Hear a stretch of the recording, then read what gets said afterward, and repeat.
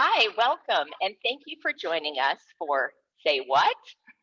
A conversation about how to effectively communicate the conservative message. I'm Tamra Farah with Women on the Right. Through the Women on the Right series, we've reached over 12,000 viewers across all social media platforms. If you don't really like politics as usual or at all, and you want good opportunities in work, in healthcare, education, and you value safety and life, you're a woman on the right. You can learn more and view videos at womenontheright.org and on YouTube at Tamra Farah. So today we are going to talk about how to effectively talk about our conservative principles and policies. We have the best message on the right, I'm convinced. So let's say it right. So joining me today to discuss the right things to say and the right way to say them is strategic messaging veteran and Centennial Institute Marketing Director and my dear friend, Antonette Smith. Welcome, Antonette. Love you. So glad to have you.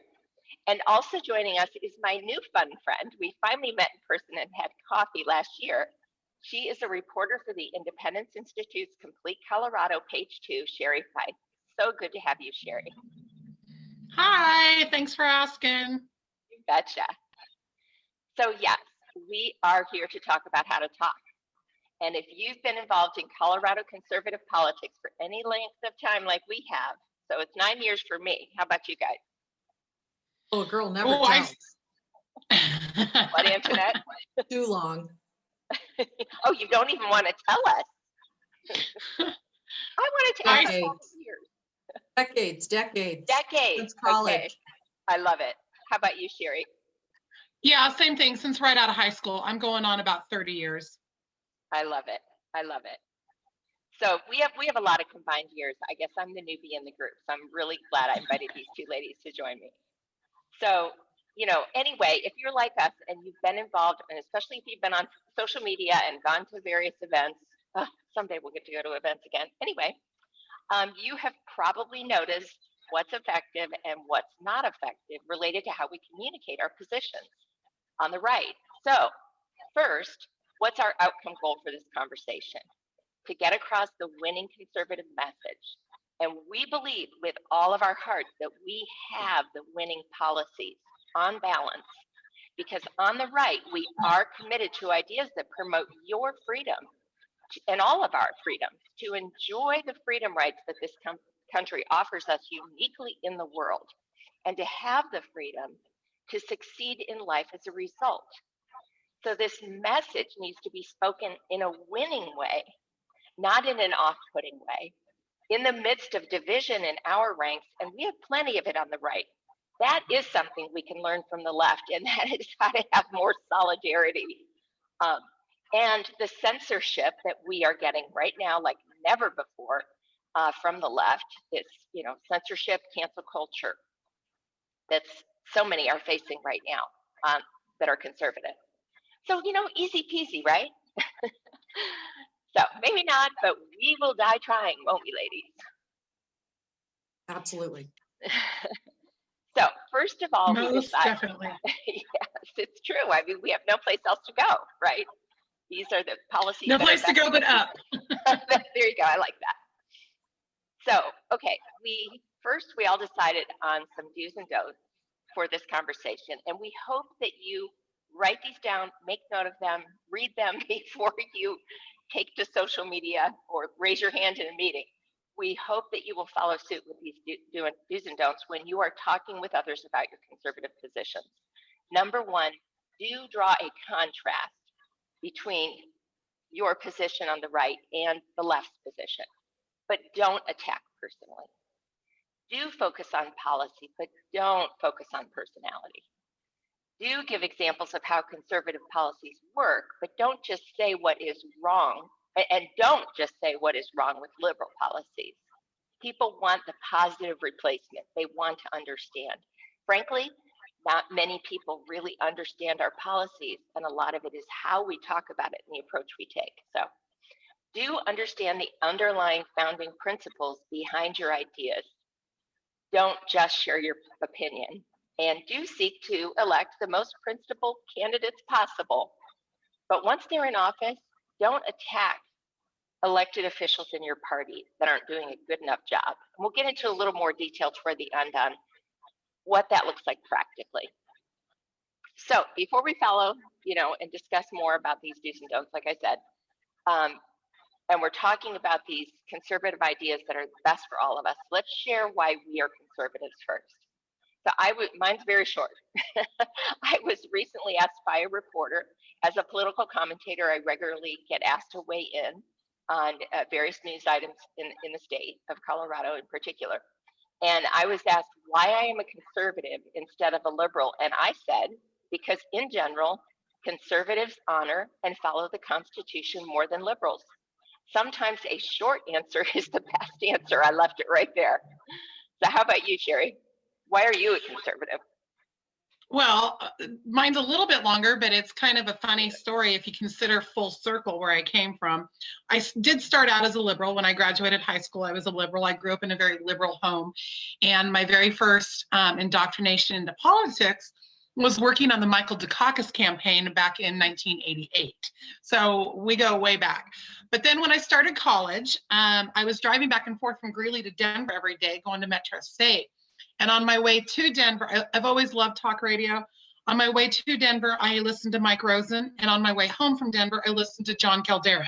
So full circle, today I'm working for John Caldera.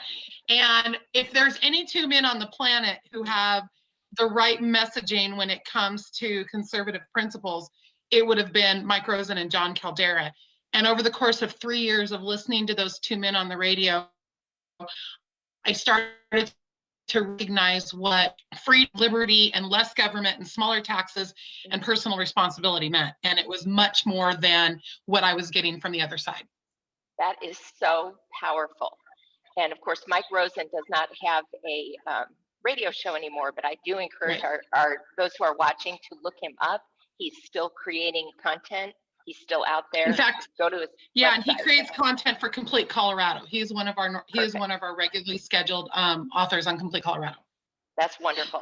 And then she mentioned John Caldera, who's the head of the Independence Institute. And actually, at the end of this conversation, we're going to share with you some of the organizations that we would encourage you to engage with their content in Colorado and nationally. So thank you for that. That is a powerful story. And it just shows when you hear that message clearly, concisely, and it makes sense. It will make sense. How about if I just say that? Because I feel like the conservative message is so sensible. And I love hearing how that really changed your life, Sherrie. So, Antonette, how about you? Well, Sherrie confirms knowledge is power. That's great. Yes, yes. It's so funny. The question of why I'm conservative seems like such a logical question, but we don't really get asked it very often. I think we spend most of our time talking about issues or talking about candidates, but we don't necessarily stop for a minute and think about why am I conservative? And for me, I'm a conservative because I truly believe in the power of the individual. I don't believe anyone has a right to feel like they have any kind of ownership over you. In fact, it makes me think of when my children were young and they were learning to sort of stand up for themselves, and they would look at me, that scowl, and they would say, "You're not the boss of me." You know, the people that we I still say that to my husband. The people that we elect represent us. They are not the boss of us. I'm always amused when people talk about our leaders. I'm leading my own life. Thank you. My leader is my God. I don't need the governor or the president or anybody else to lead me. They're representing me. And that's why I'm a conservative. I really believe that it is a fundamental precept of conservatism that you are the owner of yourself. That is powerful. So powerful. And I think really helpful. So hopefully you're taking notes. If you aren't yet, rewind and write down some of these amazing things these ladies are saying. So this is great. Okay, let's dig into conservative messaging. I first asked you guys to come up with 3 to 5, but just whatever number of ideas that you wanted to share. Sherrie, we'll start with you. What are your most important conservative ideas or policies, and why? And how would you communicate these ideas for those watching? Of course, we're going to watch you do that. So, because we know people are looking for that example. Most of us who are on social media, for us, mad people might have great ideas, but who wants to listen to them, right? So yeah, how we communicate is obviously so important and what this is all about. So Sherrie, take it away. I think the top reasons, or the top most important to me, would have to be our Bill of Rights, because I think what a lot of people don't understand is that your rights are not granted to you by our Constitution. Your rights are granted to you by God, and it's our Constitution that protects those rights. And so I think that's the first place that I would start. And being in media, you know, of course, the very first and most important thing to me is the First Amendment. And I've always told people that it's the First Amendment for a reason. That was the first thing that our forefathers thought of when they thought of how do we guide this country and what the founding principles are. And that right to our religion and our speech and our right to assemble and our right to redress government for grievances, those are rights that we carry with us every single day. And so that, of course, to me is the most important. But I think liberty, like I said earlier, liberty, less government, and personal responsibility. And I don't think we've seen that play out any more ever than what we're seeing right now with the COVID-19 situation. Personal responsibility I used to, you know, going back to the children's stories, when mine was little, I was a single mom, so I would pick my battles. I would rather fight with my son to brush his teeth than I would whether or not he got an extra 15 minutes of television time, kind of situation, or what kind of cereal he ate in the morning. I would let him make small choices that wouldn't hurt him to teach him those values of personal responsibility long before I ever even knew that I was a conservative. And you look back on those things and you see those issues. Personal responsibility is huge because we only answer to ourselves and God. We don't answer to anybody else. And so those, I would say, the Bill of Rights, the First Amendment, and smaller government, personal liberty, or personal responsibility are the big ones for me. That's excellent. Thank you so much. Antonette, Oh, I how love about that. you? I love that. Well, let me take So that well in a said. little bit of a different direction then, because I think you're right. I think you're talking about the big umbrella genius ideas that came out of the founding documents, which inspire us still today. Let me take that, the flip side of that coin. I think that there's something that happens on the conservative side that we don't treasure enough, and that's power at the local level. We don't really believe in the sovereignty of the states. I would much rather have my local mayor and my local school board making decisions than any well-meaning bureaucrat in Washington, D.C. I look at our public lands, for example. We have a lot of thoughtful people in DC who don't know anything about Western public land issues, and yet they send edicts to us all the time. So for me, one of the values of being a conservative is that we treasure from the founding that idea that the states are sovereign and the power should be as close to the local level, you know, as possible. I think that's really, really important. And it's a contrast. It goes back to that idea, Sherrie, you were kind of talking about a minute ago. Rights that are enumerated for us in the Constitution that came from God come with no real obligations to anyone else. No one really thinks they have a right to take my life, right? Life, liberty, and the pursuit of happiness. Those really obligate no one to anything for me. But the minute Bernie Sanders starts saying that you have a right to health care, we are all obligated to provide that. The minute that somebody says I have to pay for everybody else's college, I am obligated. The power of the founding documents is powers at the local level, it's in the individual, and it's given recognizing the things that are truly rights for us that no one can interfere with. That is so well said. Oh, I was just going to say that was phenomenal, Antoinette, and I agree 100%. And you know, when you were talking about your local mayor and stuff, even when you drill that down to a very minute local level, if you look at the state of Colorado, what impacts Boulder County is much different than what impacts Weld County. And I would much rather have my board of Weld County commissioners making the decisions for me as a Weld County resident than state legislators making those decisions who are so disconnected from Weld County that they don't know what exactly it is that we need. Yes. Excellent. So good. So I also wanted to share about the First Amendment and then also kind of talk a little bit about the three branches of government and the balance of power. So first I'll focus on the First Amendment. My husband recently covered the 6 aspects of this right in his podcast, Culture Shift, on his podcast, Culture Shift, The Very Fair Show. I didn't even really focus, and he said not much focus is given, and you mentioned it earlier, Sherrie, to the right to redress grievances. And we just saw a little hiccup with that right recently, and I'll get to that. So, you know, the right to free speech, it is your right to share your opinions. And that is what we believe as conservatives. And we believe that's true not just for us, but for all of our liberal friends as well. This isn't a right, this is a right we have as Americans. And we shouldn't have fear of punishment, like censorship and cancel culture, which are effectively creating so much fear in people. People have lost their jobs just for sharing their political views on social media. That is not America. That is more in line with what we've seen in communism and Marxism.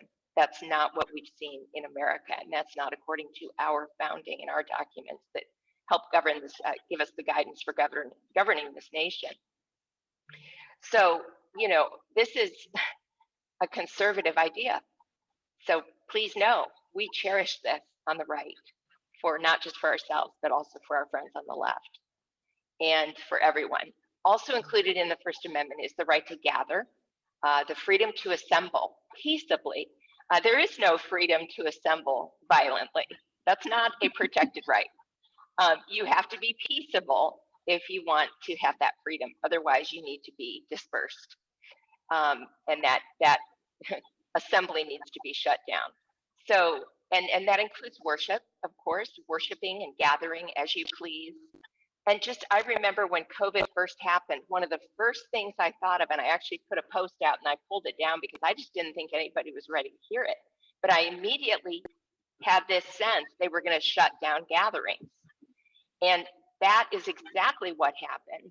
And in general, whether it's church or whether it's the Centennial Institute's wonderful event every year, or all the other events that people are having, the government does not have truly the right to tell us we can't gather. And yet we're all boxed in right now and triangulated through these basically regulations coming from the deep medical state. They aren't even coming, you know, they're being upheld by elected officials. But anyway, that's a whole different conversation. We should be able to freely assemble. And then the redressing of grievances. January 6th, I think, is the greatest example. We are not going to do forensics on the, you know, storming of the Capitol right now. That's also another conversation.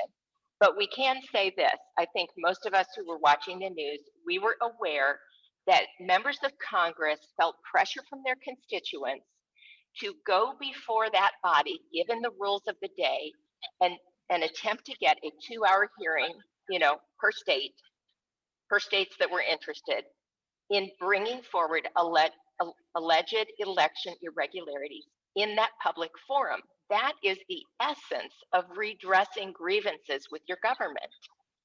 And that was hijacked. Now I'm making a very, you know, that's an opinion. I'm stating an opinion, but it looks to me like what was planned to be done was interrupted and did not happen effectively, very minimally. And so that was a shame, because that would have been a great forum for the redress of grievances. So beyond the First Amendment and baked into our founding documents is equal treatment under the law. And this is in contrast to a monarchy or communism where people can be punished without proof, without the rules of justice that are enshrined uniquely in our judicial system. That did not exist in the world until America was founded. The third branch of our government, the judicial branch. As conservatives, we support the Constitution. We support this balance of power in these 3 branches. And also, as my husband said in one of his recent podcasts, abdication leads to tyranny. So right now, I know that I'm on the edge of my seat to see if the judicial branch is going to exercise its proper role in coming months, because I see them right now holding back in reviewing a number of concerns. But, you know, sometimes it takes time. So we'll see if they put some things on their fall docket. but this justice is so important. And we are at a precarious tipping point right now as well, as we see this eroding, even in the approach to this impeachment trial that's going on right now. Where is the innocent until proven guilty cornerstone of American justice in this so-called trial? Conservatives support the rule of law so that all are treated equally under the law, regardless of race, socioeconomic background, and even personality. So, do either of you have any follow-up points relating to our conservative principles and ideas to the founding document? I do, and I think what you said wonderfully. A couple of things, I think we have seen a little bit on the judicial branch with the Chief Justice refusing to preside over this trial. So I do think that is a little bit of good news in that we're starting to see that that it may go in a different direction. The other thing that one of the things that I always talk about in my messaging, and I just did a presentation the other night on just the First Amendment, is we have to understand that in order to protect these freedoms, we actually protect these freedoms for all, whether we agree with their position or their standing or not. I've said a lot of times that I have taken some heat in the past because I have defended people such as Colin Kaepernick and his right to take a knee to the national anthem. Because in order to have free speech, we have to defend all speech. We have to defend speech that we don't agree with, and we have to defend speech that we may not always like. But if we start picking and choosing which speech to defend, then that's where we start getting into the censorship issue, and we start down a path that we probably should not start down on. So in order to continue to have those rights and those freedoms, and I think that is one of the big messaging points that I would put across when you're talking about conservative principle and our love to defend things such as the First Amendment, is defending it in its totality, not just defending it to be what we want it to be. Yes. I agree with you on Colin Kaepernick that he has a First Amendment right to express his views and to act accordingly. What do you think, though, about the employer element? Because he's employed by the NFL. Of course, now they support it, so it's a moot point. Yeah. But when he first started doing it, that was not all worked out. And do you see that employers do have, they can put restrictions on their employees, if you will? I do, and that was another point that I actually made, was that when you go to work for somebody, people who work for Pepsi can't drink Coke in public. People who work for Budweiser can't drink Coors in public.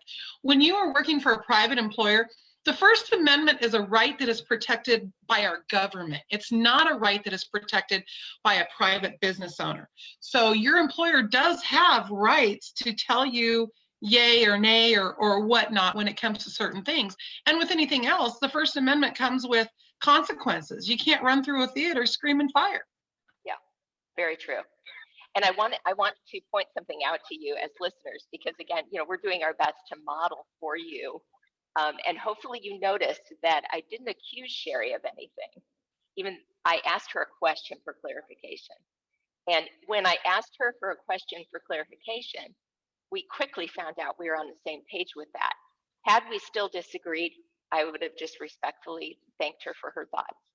So again, a lot of this is not just the ideas that we have and the things that we hold dear as conservatives, but it's learning how to communicate not only with each other, but also with the other side. And that's how we win people, is when we show respect and honor. So had to slip that in there. How about you, Antonette?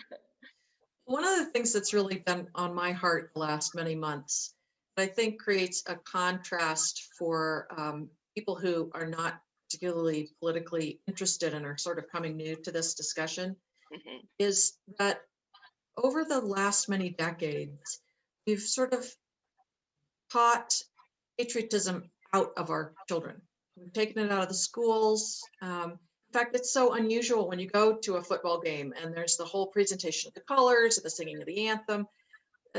We've just stripped a lot of that out. And I watched during this last election cycle, as I drove around the city, people were very comfortable putting Biden-Harris signs in their yards and bumper stickers on their car because they weren't concerned that conservatives or Republicans would come key their car or vandalize their yards.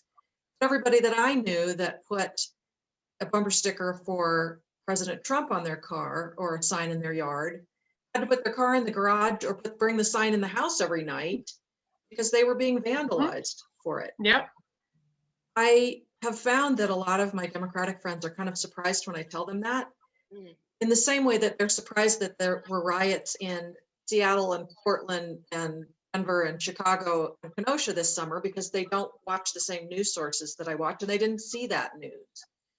And so I also would put out there that sometimes we have to be able to find a graceful way to talk about some of the harder realities of life that allows us to draw people close to us without putting them off.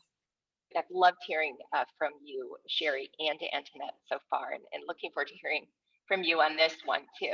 So, you know, basically, I'd like to hear what you guys would like to recommend for a list of do's and don'ts. What are constructive ways that we can deal with elected officials? I see a lot of angst among certain Republicans when you know, someone does not pass their litmus test. Now, it's one thing when it's during a campaign, it's almost like the gloves are off. But once that person is elected to office, and they're not governing conservatively to certain people's standards, if you will, I personally am of the belief that there is a right way to respond to that as conservatives and a wrong way to respond to that. So I want to hear from you guys first, and then I can share my thoughts as well. So Sherrie, what do you think about that? What are the right ways to respond to our elected officials if they're not doing everything we've elected them to do? I think it starts with basically our initial list of do's and don'ts. I mean, it starts with a level of respect. It's interesting that we're having this conversation today because I've been spending part of my morning discussing the way certain parts of the party are reacting to the youth in our party and pushing back against the youth of our party. And it's almost as though the adults in the room don't want to play with the kids. And so they begin to think that they're their small children and can treat them as such rather than treating them as young adults wanting to come into the party. And I think it's the same thing when we're dealing with elected officials. Anybody in life, actually, you know, like with our interaction just now over the First Amendment. Anytime you have a disagreement with somebody, you have to approach that disagreement on a respectful level.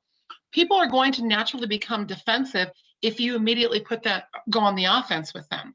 So being able to have that communication and say to them, hey, you know, that vote that you took the other night on the certificates of participation, not exactly okay with that. Can you maybe explain to me, you know, your reasoning behind it? I think the first and the most biggest part of this is just respecting that we don't always agree, because the principles of our party are wide spanning. I mean, that's why we have center right organizations and, you know, farther right organizations or center left organizations, because not everybody's always going to be on the same page with something. So respect for me and just talking to people on the same level and not trying to go make it look like you're above one or another is probably the biggest key that I would have. That's excellent. How about you, Antonette? I always like to begin when I'm talking to an elected official by thanking them. Good. So good. In most instances, I think being elected to office, regardless of the office, whether it's South Suburban Parks and Rec or President of the United States, I don't think it matters. I just think that it's become a very thankless job, especially in a blue state like Colorado for conservatives. I think in the red states, when you have a little bit more colleagues on your side, maybe it's not so wearing, but for somebody who lives in a blue state, I always try to start there. The messaging, though, that I ask them to think about is something that I learned from Arthur Brooks, the economist who's now teaching at Harvard. Such an inspiring person. And he was talking for a while about this idea that we need to fight for people. We need to stop fighting about things. And it struck me how often I'm with other conservatives and we're talking about the Bill of Rights and enumerated powers and the rule of law and the Constitution, and we're always talking about things. And the left comes out and they want to fight for women and they want to pay for all the kids' college, and it's always about people. And the truth is, I really believe in my heart that our policies are better for people. Yes. The idea that giving people things and treating them as children is a good thing doesn't jive for me. And so if I do have the opportunity to talk with my elected officials, a lot of my questioning is trying to kind of steer them to talking more about how this honors who we are, honors us as people, and is good for people. Yes, that's great. So I would say, you know, just to piggyback on what you ladies have already said, harsh criticisms and rebukes in a in a public forum, or even just going up to an elected official one-on-one, are not effective. Some people take that approach regularly, and I truly do feel for the elected official, regardless of what I agree with or disagree with regarding some of their votes, that is just not effective. So if you're really wanting to persuade, that's not the way to do it. So just to get tactical, if you really do have things to say to your elected official, send them correspondence, ask for a meeting, and be constructive with your criticism. Again, this idea of asking questions. So seek first to understand what they thought about when they voted that way. There may be a lot more to it than you're aware of, because there's so many dynamics around votes and policy. And so, you know, asking questions, seeking to understand. Also, it does work. Grassroots pressure does work. Sometimes on the left, when the right is trying to put that pressure on the left, I'm not seeing it as very effective these days. But nonetheless, we can still reach out to our elected officials. If you want to get together with a group like Americans for Prosperity, where they've got a well-oiled machine for signing petitions, signing letters that go to elected officials at the state and national, federal level, as well as making phone calls. They have great systems for those to put pressure on our elected officials to hold them accountable. Again, it's a respectful manner, but you're letting your voice be heard. And that is a very, very important part of the process. We don't want to hold back from holding our elected officials accountable. It's just how we do it. So, but they consider, just to say one more thing with that, they consider every one person that they hear from to represent, I don't know how many is it, ladies? Many other people out there feeling that way, whether it's 10 or 100 or whatever it is, but every one that reaches out represents actually a large group of their constituents, and those are the people that elected them. So in the end, they really do care. They get a lot of pressure on something. Well, thank you, ladies, so much. This has been such a great conversation. I've enjoyed it. I feel like there's so much more that we could talk about, and just wanted to thank all of you for joining us. And we have some organizations that we'd like to recommend to you, but we're kind of running out of time, so we will put them in the comments below the post for this video. It will be on my page, Tamra Farah, not my public page, but my personal profile. These ladies may share it as well. So we will give you some recommendations of great organizations that we think are really good at messaging that you might want to get involved with, or at least check out their material. So thanks for joining us today. And again, ask your questions in the comments below, and we will be sure and provide you with answers. Have a great day.